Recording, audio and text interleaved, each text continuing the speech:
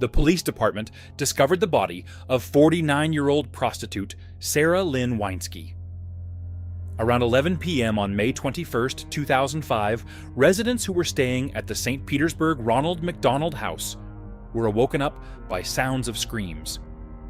Oftentimes in large American cities, such sounds go unnoticed, but possibly because of the proximity of the Ronald McDonald House, a resident called the police. The police responded to the scene, but after they saw no signs of an assault or other criminal activity, they moved on to other calls. The next day, the body of Sara Lynn Wineski was discovered under a deck of the Ronald McDonald House. She had been raped and strangled to death, but other than the ear witness who called into the police the night of the murder, there were no witnesses to the crime. Police immediately suspected that Wineski, who was homeless and had been working as a prostitute, fell victim to a serial rapist who had been operating in the area. A background check of Wineski revealed that she was new to the Tampa Bay and knew few people, so it was believed that she did not know her killer.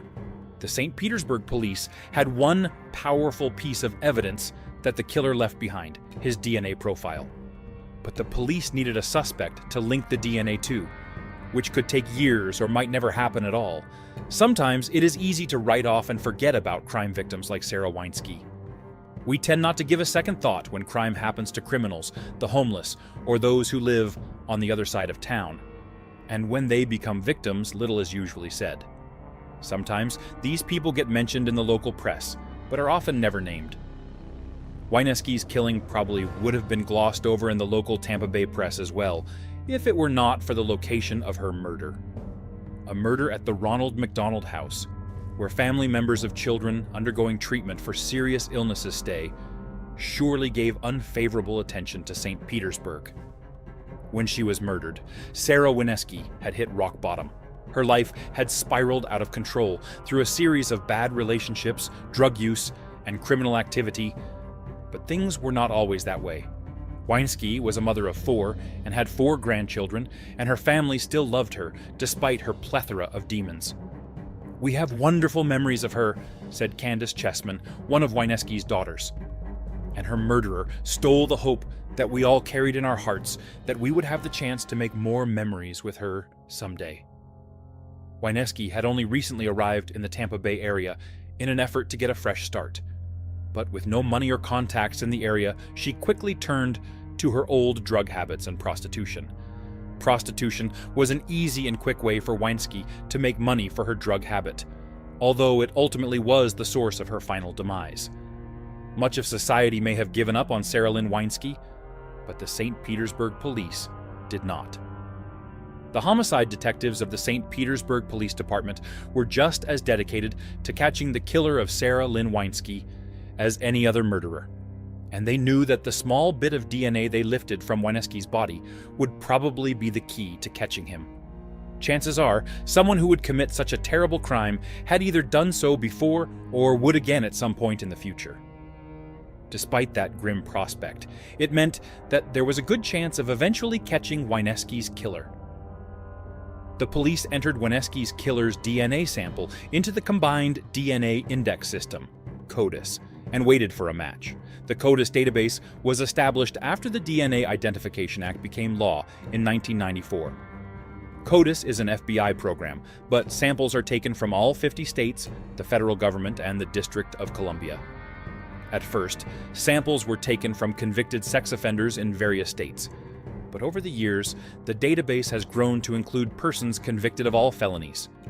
And in some states, those even charged with felonies and some misdemeanors. Each individual state determines its own criteria for who is required to give DNA samples.